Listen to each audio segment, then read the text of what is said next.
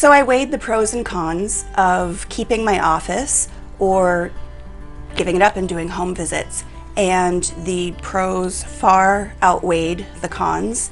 So I decided to completely give up my massage office, and I am now doing exclusively home visit massages. And I have to say that I absolutely love it. It's the best decision that I've ever made for my massage business, and I am much more relaxed, less stressed. Really good decision to make at the point in my career when I realized that I was ready to downsize my client list and start taking only a certain amount of people a day. It got to a point where it wasn't making any sense financially for me to keep paying for an office when I wanted to downsize my client load. So there's a bunch of reasons why I did it. I'm going to go over my pros and cons with you so that if this is something that you're thinking about doing in your business, maybe you can learn something from what I did, and hopefully something that I say can help. When people say they have a mobile massage business, I think of they are marketing themselves, they're trying to bring in new business, they're on the road, they want to get as many clients as possible. That is different than what I'm doing. What I'm doing, and the reason I call it home visits to exclusive clients, is because they're people that I already know, is not having to pay rent or lease on an office anymore. There's no utilities, there's no garbage bills, there's no cleaning of the office, just overhead in general, everything that goes along with having an office, which makes sense when you're full-time. But when I wanted to go part-time, it stopped making sense. So hands down, the first pro is getting rid of that rent payment every month or week, however you pay. The freedom to drive during the day and just be out and about in the good weather. I love driving. I love being, on the road on a sunny day with my sunroof open and my windows down. And that might not work for everybody, but for me, it was just a huge sense of being able to not be locked inside all day. I can stop at the bank if I need to. I can stop at the grocery store if I realize I have to pick up a few things. So running errands in between client visits is a huge bonus. Another con for me was it definitely lowered the amount of decorating that I constantly felt that I needed to do in my office. Constantly finding new ways that I wanted to decorate my office, and at the end of the year that adds up, and even though you can use them as a deduction on your taxes, it's still something that I don't miss having to do, and that's off the list now. So an unexpected pro that I realized when I started doing home visits is that a lot of people don't actually realize how relaxing their own home can be until you show them. When I go into somebody's home and I set up where they want me to set up, I explain to them, look, let's close the blinds, this is your time to relax, let's turn this place into your peaceful little space for the next hour or 90 minutes. Shut the door, turn off the ringer if you have to, tell your spouse to be quiet, put the dogs outside. And I have to say, I had a lot of really good response about the fact that people started appreciating certain rooms in their house as being very relaxing sanctuaries for them. And I don't think that they would have ever realized that until they had the opportunity to receive massage in there with low lighting and soft music. And sometimes I even bring an aromatherapy mister.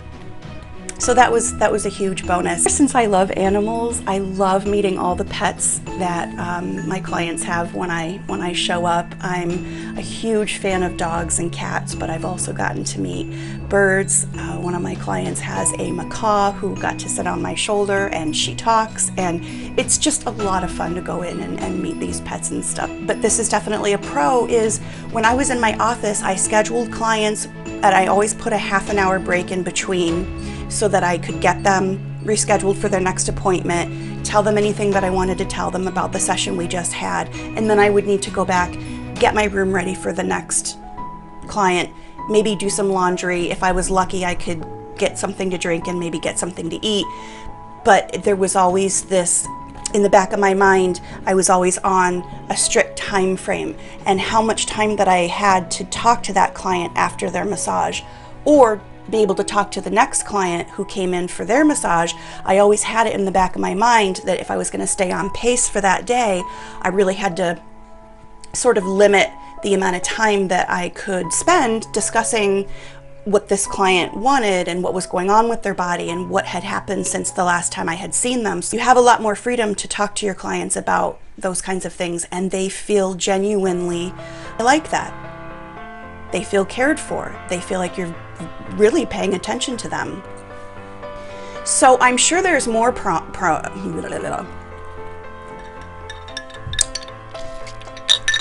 Okay.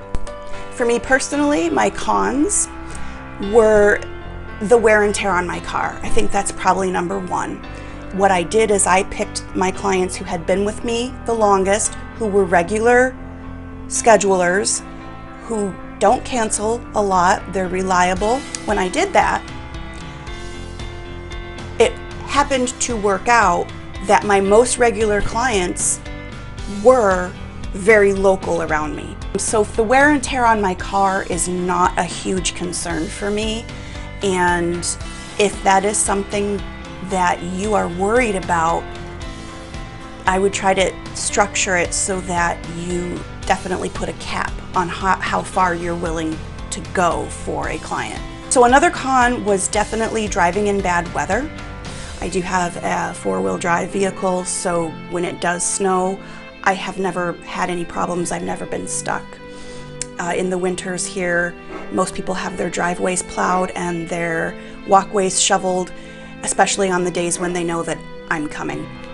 Another con is that unlike being in an office, when you're in somebody's home, you can't control the amount of space that you have to work in.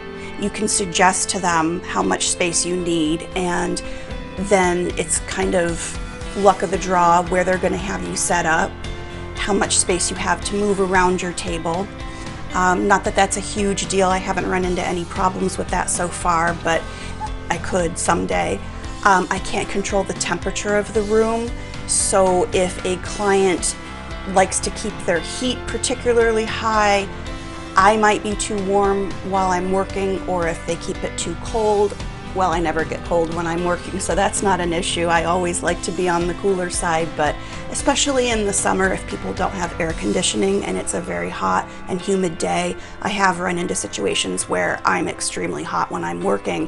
Had I been in my office, I could have turned on the air conditioner. So sometimes I just say, do you have a fan that I can aim towards, not towards you, but towards me, maybe aim it towards the floor or the ceiling just to keep the air moving in the room. I don't want it blowing directly on the client. I think another one is carrying my equipment. Now I have narrowed it down to 2 duffel bags and my massage table. That's all that I carry into someone's house. However, my massage table with the case on it is, I think, 35 pounds, which on days when maybe my back isn't feeling that great, that can feel like 135 pounds.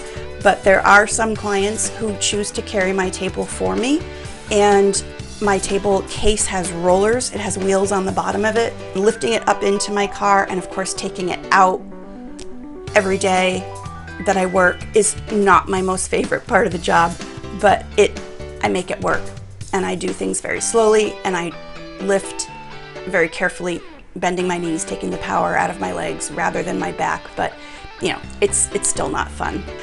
You know, like I had said, for the pros, where you have more time to talk to the client when you're in their house than you did maybe at an office where you've got a full day scheduled, there's the flip side to that too, where you can be at someone's house and maybe they're chatters and they can keep you there a little bit longer than maybe you anticipated because they just want to talk. And I've had people who want to sit down and feed me their homemade sauce and pasta and homemade bread and, you know, make a whole visit out of it. And I politely decline and say, you know, I've got another client, I have to get going on the road. And it, you know, it's not a big deal, but I think that it does play a part in home visits, so I kind of have to make sure that I keep on pace still. I think that a lot of people are probably going to say safety is an issue. How do you feel safe going to people's homes to do massage therapy? When you're in an office, I think some people would feel safer because there's other people in the building. I have never had this issue, and I'll tell you why. I think it's very, very important, if you are going to do home visits, to only do them for people that you know. So when I gave up my office, I took that group of clients that I was going to offer the home visits to, and they were clients that I had known for years and years and years. There was never a safety issue with any of them. When I take new clients, I do it by referral only. So another client has to refer this person to me, and they can vouch for them. I don't do hotel visits to people that I've never met, and I don't go to people's homes who I've never met unless they have been referred to me by somebody that I know and trust. So thank you for watching, and I hope that if this is something that you're thinking about for your business, that you found something helpful. And please, if you have any questions, don't hesitate to ask me in the comments below.